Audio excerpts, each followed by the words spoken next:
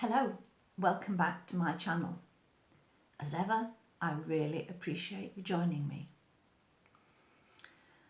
I'm going to talk a little bit about stress.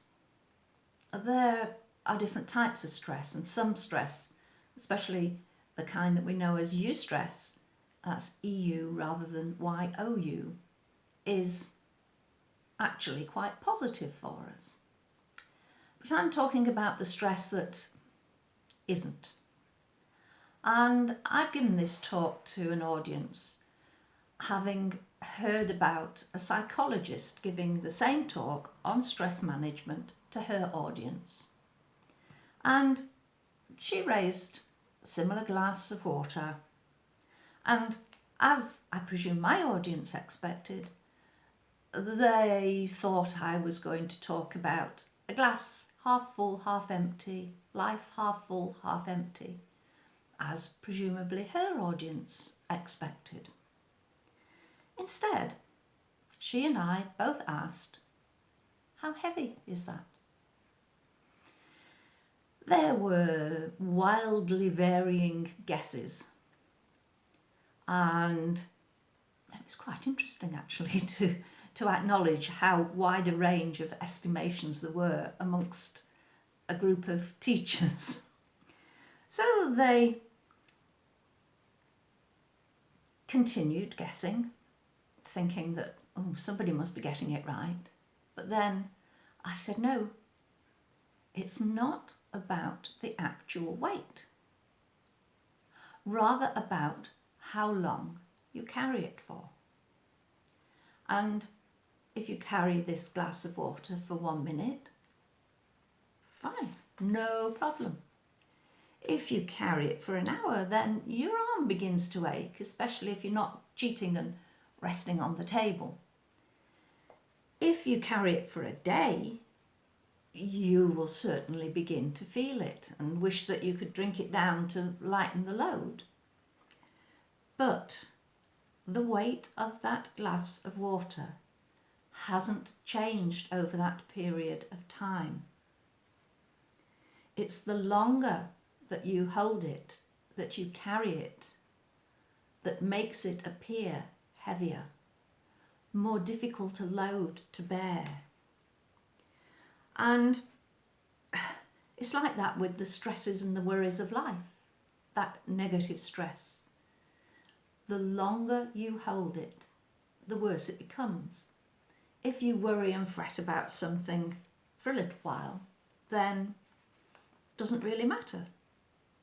A bit longer and the stress begins to affect you. Your thinking can become fuzzy. Longer still, and it affects not only your mind, your emotions, but also the rest of your body, because we cannot separate mind and body. They are inextricably linked. So, if you think about what you are carrying around with you day in, day out, think, is it time to consider putting that load down before it actually emotionally paralyzes you, numbs your thinking? Putting it down and doing something about it. So what can you do? You can introduce a bit of relaxation into your life. Short breaks. Don't just keep your nose to the grindstone. I know I've said this before, but it is important that we give ourselves those breaks. Put that glass down. Recharge our batteries. And if you've reached a stage of feeling that I can't control this, then maybe, just maybe, it's time to look for help. And looking for help, that's not a sign of weakness. It's a sign of strength. A sign that you have acknowledged that you have a problem. You want to change it by doing something positive about it. So have a think. How can you make changes in your life? I've suggested relaxation. There's the walking that I've given some ideas about on previous recordings. There's going and having a soak in the bath. There's listening to music. There's flinging yourself around in the house to music. Dancing as if nobody can see you, singing as if nobody can hear. Just let it go. Let things out.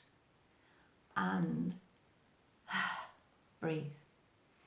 Breathing, yeah, I know it's important. It's a silly thing to say, but breathing for relaxation is a deep breath in through the nose, hold, long slow breath out. And it's that long slow breath out that's important, longer and slower than the in-breath.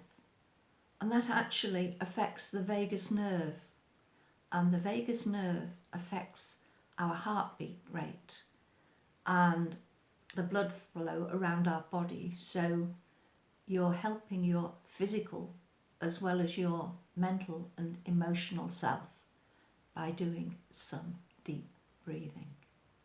It's a good place to start. Thank you for listening. Take care. And if you've got that glass of water, try and get rid of bits of it along the way so that it is lightening your load. But if at all possible, put it down. Take care. Thank you for listening. Bye.